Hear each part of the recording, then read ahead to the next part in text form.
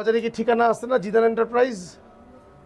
এটা দোকানের চকবাজার, ঢাকা 12-11 কালেকশন করে বিভিন্ন জায়গা থেকে করে। এগুলো যে ইউজ বোতলগুলো আমাদের ফেলে দেই। শুধু এই রুমেই বানান? হ্যাঁ, এই রুমে বানাই তো আগে, এখন বানাই না। এই যে এটা দেখি কি এই সব ফালায় দিনের লেগে সব রাখি। ফেলে দেওয়ার জন্য বলের মধ্যে নিয়ে রাখছেন? মানে আমি এটি কাপড় চোপড় দিয়ে দিই। কাপড় চোপড় ধুয়ে ফেলেন? আচ্ছা আচ্ছা কাপড় চোপড় ধুয়ে দিয়ে শেষ করে রাখি। আচ্ছা আর এগুলি কোনো কিছুই করে না বর্তমানে। আচ্ছা। আগে করতে, এর আগে ম্যাজিস্ট্রেট ধরাইলে পরে। এর আগেও একবার ধরা পড়ছেন? একবার ধরা পড়ছিল, ওই সময় কিছুই করে না। তারপরে কত মুলাম পাইছিল, মুলাম লিয়াও বাপরে নিয়ে গেছে। আচ্ছা। এখনো কিছুই করে না।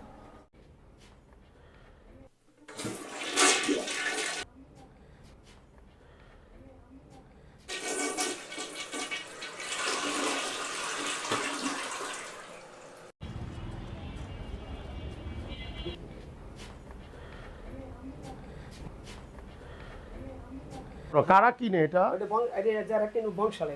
বংশালে তোমাদের কাছ থেকে কিনে, তারপর বংশালে কিনে নিয়ে কি করে ওরা?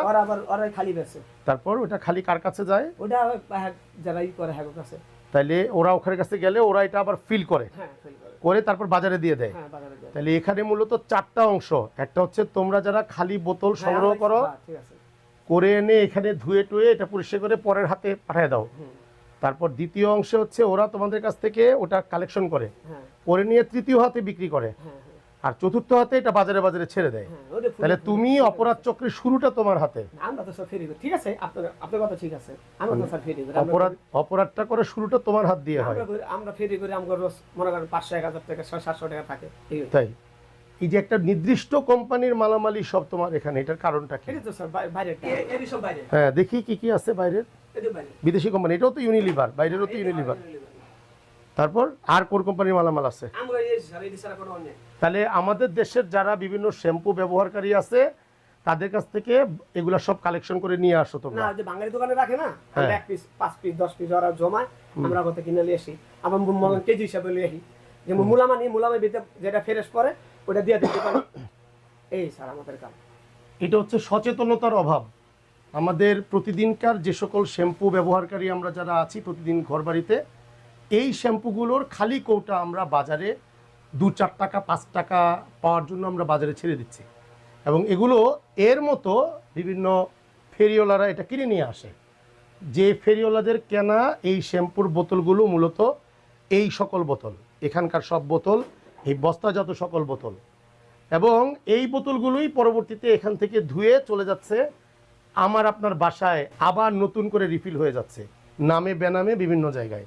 যার অপরাধ চক্রের শুরুটা হয় এর মতো একজন নিম্নবিত্ত ফেরিওয়ালার মাধ্যমে। আমরা তো সব ফেরি করি। আমাদের সচেতনতা অত্যন্ত জরুরি, যাতে করে খালি কৌটা আমরা কেউ বিক্রি বিতরণ না করে দিই। আমরা যেন খালি কৌটা বাজারে না দিয়ে দিই, 2-4 টাকার জন্য খালি কৌটা না দিয়ে কৌটাটুকু নষ্ট করে দিই।